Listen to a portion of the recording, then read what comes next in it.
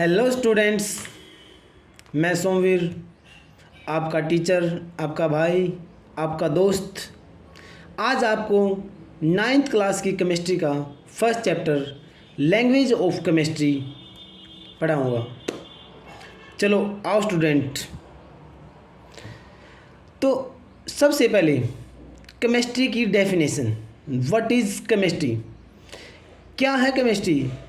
Chemistry is the branch of science that deal with study of substance and transformations।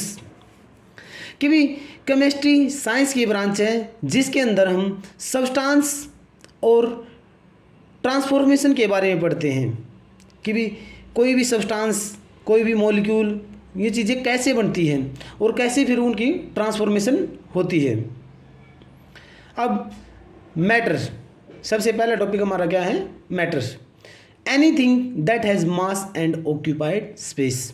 कोई भी चीज़ जिसका कुछ मास है, उसमें कुछ वजन है और वो स्पेस भी ऑक्यूपाई करती है। फॉर एग्जांपल ये पेन है, तो ये पेन क्या है? इसने कुछ स्पेस भी कवर कर रखा है और इसमें कुछ न कुछ इसका कुछ मास भी है, वजन भी है। तो ये क्या है? मैटर है। तो everything around us, all things are matters. Pen, pencil, bench, board, books, bags, all things are matters. एक चीज़ इसमें स्टूडेंट्स, क्या एनीथिंग दैट हैज़ मास, उसने मास लिखा है, वेट क्यों नहीं लिखा? मास क्या होता है कि जो ये मैटर है, ये मैटर, पेन क्या है? एक मैटर है।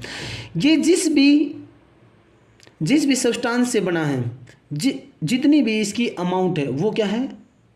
वो है मास। अगर इसमें ग्रेविटी ऐड हो जाए तो ये क्या बन जाएगा? वेट बन जाएगा। क्योंकि जो मास है वो प्लैनेट टू प्लैनेट वो वेरी नहीं करता, वो चेंज नहीं होता, लेकिन ग्रेविटी हमारी प्लैनेट टू प्लैनेट वेरी करती है। जैसे यहाँ पे अगर 60 kg है वेट, तो वो मून पे जाके वो 10 kg हो जाएगा, 1/6 हो जाएगा। इसलिए यहाँ पे मास लिखा है कि भी पेन का मास यहाँ भी जो है वो मून पे भी उतना ही रहेगा। Okay. There are 3 state of matter. Matter की 3 स्टेट है, सॉलिड, लिक्विड एंड गैस। ये चीज़ हमने पहले भी, हम इससे फैमिलियर हैं, हम पहले भी इसको पढ़ चुके हैं लास्ट क्लासेस में। सॉलिड, लिक्विड और गैस, इनकी प्रॉपर्टी हम लास्ट क्लासेस में पढ़ चुके हैं कि सॉलिड के पार्टिकल कैसे हैं, लिक्विड के कैसे हैं और गैस के कैसे हैं। जैसे सॉलिड के पार्टिकल कैसे थे भी, उनका अरेंजमेंट कैसा था? सॉलिड के पार्टिकल का अरेंजमेंट कैसा था? Closely packed. वो बिल्कुल एक दूसरे के साथ क्लोजली पैक्ड थे। जो लिक्विड के पार्टिकल थे, लिक्विड के पार्टिकल वो उनके बीच में थोड़ा थोड़ा क्या था? गैप था, स्पेस था उनके बीच में। लेकिन जो गैस के पार्टिकल थे वो क्या थे? एक दूसरे से फार अपार्ट थे।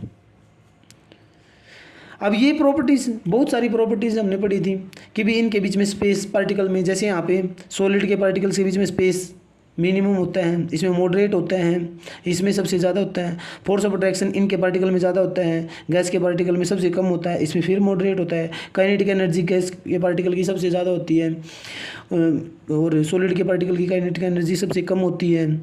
कंप्रेसिबिलिटी की बात की जाए तो गैस को हम ज़्यादा कंप्रेस कर सकते हैं क्योंकि उसके पार्टिकल दूर हैं, उतने ही नज़दीक भी आ सकते हैं। सॉलिड इनकम्प्रेसिबल है।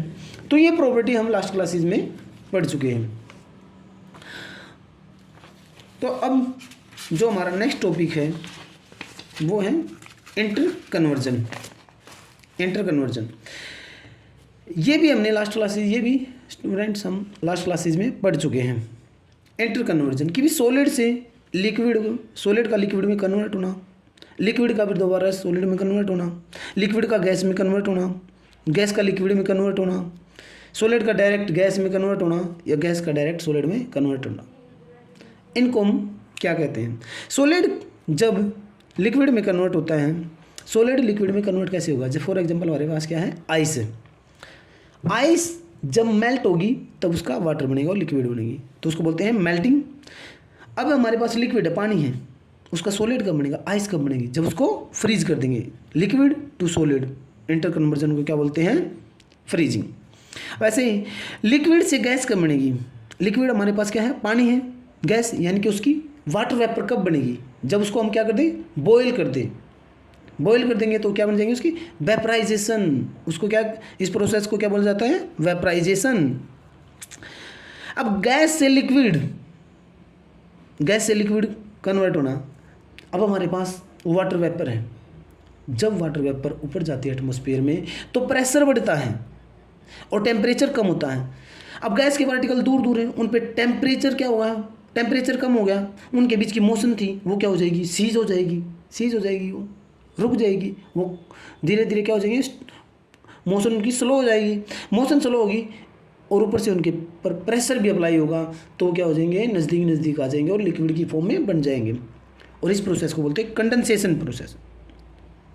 और कंडेंसेशन प्रोसेस ही होती है हमारी बादल बनने की प्रोसेस। सॉलिड से डायरेक्ट गैस में कन्वर्ट होना, ऐसी प्रोसेस को बोलते हैं सब्लिमेशन प्रोसेस। और इसका एग्जांपल है नेपथलीन बॉल्स, जो आपने बाथरूम वगैरह के कमोड्स में देखी होंगी। ये छोटी छोटी सी कलरफुल छोटी छोटी सी गोली सी होती हैं, सफ़ेद भी, जो क्या होती हैं, सॉलिड होती है, डायरेक्ट गैस में कन्वर्ट हो जाती है। ऐसे ही ओडोनिल, जो बाथरूम में आपने कभी भी देखा हो आपके घरों में, ओडोनिल लगी होती है, ओडोनिल लगा देते हैं ताकि वो स्मेल ना आए। ओडोनिल भी डायरेक्ट सॉलिड से गैस में कन्वर्ट होता है। ऐसे ही कैम्फर कपूर। अब गैस डायरेक्ट सॉलिड में कन्वर्ट हो उसको क्या बोलते हैं, डिपोजिशन या फिर डीसब्लिमेशन। इसका एग्जाम्पल है स्नो फॉर्मेशन।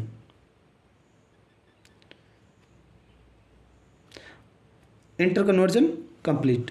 अब हमारा नेक्स्ट टॉपिक है atoms and molecule. What is atom, atom क्या है कि भाई एलिमेंट है। जब फॉर एग्जांपल मान लेते हैं कि हमारा एलिमेंट है, कोई भी एलिमेंट है, ये कोई भी एलिमेंट है, मान लिया कोई भी एलिमेंट है, कार्बन का एलिमेंट है, ठीक है। इसके अंदर ये छोटे छोटे एटम्स हैं, इसके ये इन छोटे छोटे एटम से मिलके बना है। तो ये एटम कोई भी, मान लिया ये एक एटम इस पूरे एलिमेंट का क्या है, स्मॉलेस्ट पार्टिकल है।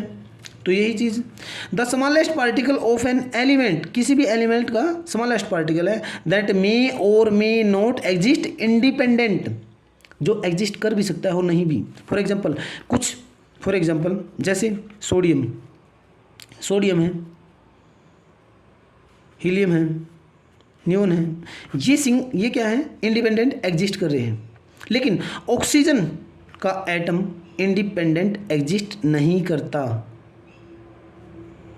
ओके। अब मॉलिक्यूल क्या है कि वो था एलिमेंट का स्मॉलेस्ट पार्ट। मॉलिक्यूल किसका स्मॉलेस्ट पार्ट है, मैटर का, बेसिक यूनिट या फिर smallest part of matter that can exist independently. For example जैसे वाटर क्या है, जैसे एक गिलास में पानी है या फिर एक बाल्टी में पानी, तो वो एक एक मॉलिक्यूल से बनके वो हजारों मॉलिक्यूल्स इकट्ठा हुए हैं। तो वाटर क्या हमारा मैटर है, तो मैटर का स्मॉलेस्ट पार्ट है मॉलिक्यूल, जो एग्जिस्ट करता है इंडिपेंडेंटली। फॉर एग्जांपल जैसे ऑक्सीजन का मॉलिक्यूल O2, तो ये इंडिपेंडेंटली एग्जिस्ट करता है।